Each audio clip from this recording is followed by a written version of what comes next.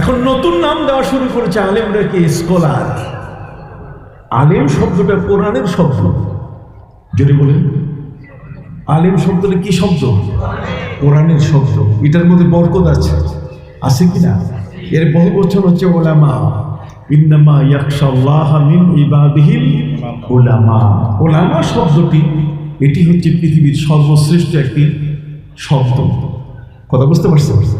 অতএব সেই শব্দটি বাদ দিয়ে এখন শায়েখ পীর মাশায়েখ যারা, তাদেরকে বাদ দিয়ে ওই ছোকরা, কথা বল না, যে ছোকরা বলতেছে আমি হাদিস আর কোরআনে কোথাও পাইনি যে নামাজ পড়লে জান্নাতে যাওয়া যাবে, যে ছোকরা বলা শুরু করেছে যে সাহাবায়ে কেরাম নাকি সত্যের মাপকাঠি নয়। ফিতনা কাকে বলে? ওরা আল্লাহর ওলিদেরকে মানতে চায় না। ওরা বলছে ওলি মানে দুশমন। ওলি মানে কি? দুশমন। অথচ আল্লাহ